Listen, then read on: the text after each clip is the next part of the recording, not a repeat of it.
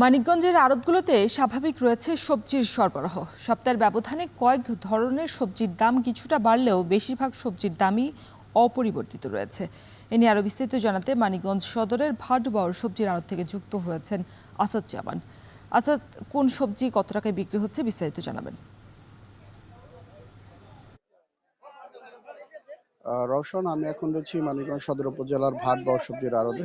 সপ্তাহের ব্যবধানে তিনটি সবজির দাম আমরা একটু বেশি দামে বিক্রি হতে দেখেছি, অর্থাৎ পটল, বরবটি এবং মরিচের দাম কিছুটা বাড়লেও কিন্তু যে অন্যান্য সবজি রয়েছে তা তুলনামূলকভাবে স্বাভাবিক রয়েছে, এবং কয়েকটা সবজির দাম কিন্তু আমরা কমে বিক্রি হতে দেখেছি গত সপ্তাহের তুলনায়, অর্থাৎ শসা, ঢেঁড়স এবং যে পাতাকপি সেগুলো কিন্তু কম দামে বিক্রি হচ্ছে। আর বাকি যে সবজিগুলো এখানে পাওয়া যাচ্ছে সেগুলো কিন্তু আহ, স্বাভাবিক রয়েছে, আগের দাম বিক্রি হচ্ছে। আজকে যদি বাজার দর সম্পর্কে একটু বলতে চাই যে 45 টাকা পটল কেজিতে বিক্রি হচ্ছে, যেটা কিন্তু গত সপ্তাহে কিন্তু 42 বা 40 টাকা বিক্রি হচ্ছে। অপরদিকে মরিচ 65 টাকার মরিচ আজ বিক্রি হচ্ছে 70 টাকা, আর 35 থেকে 37 টাকার বরবটি সেটা কিন্তু আজ 40 টাকা বিক্রি হচ্ছে। আর যে সবজিগুলোর দাম কমেছে সেটা যদি একটু বলতে চাই, গত সপ্তাহে যে শসা 30 থেকে 35 টাকা বিক্রি হচ্ছে, আজ কিন্তু সেটা এ বাজারে 10 টাকা কমে 20 থেকে 35 টাকা বিক্রি হতে দেখেছি। অপরদিকে যে ঢেঁড়স সেটা কিন্তু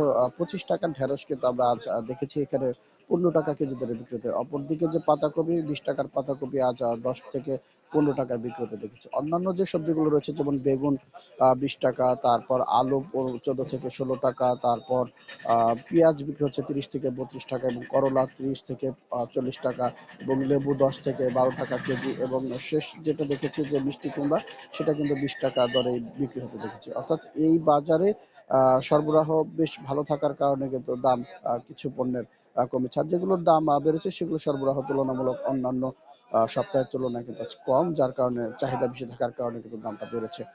কথা বলেছি যারা খুচরা বিক্রেতা, অর্থাৎ এখান থেকে যারা কিনে নিয়ে বিভিন্ন বাজারে বিক্রি করে, তারা বলছে যে সরবরাহ ঠিক থাকায় তারা কিন্তু বেশ ভালোভাবেই কিনতে পারছেন। অর্থাৎ যে সবজিগুলো অধিকাংশই দেখা গিয়েছে 20 থেকে 25 টাকায় পাওয়া যাচ্ছে, সেগুলো তারা 10 থেকে 12 টাকা বেশি দরে কিন্তু তারা বিভিন্ন বাজারে বিক্রি করছেন। অর্থাৎ এই বাজার থেকে, এই আড়ত থেকে বাজারের দূরত্ব যতটা দূরত্ব, তার সবজির দাম কিন্তু ততটা বেশিতে বিক্রি হয়। তো রওশন, এই ছিল আমার কাছে সবজি বাজার থেকে সবশেষ সংবাদ।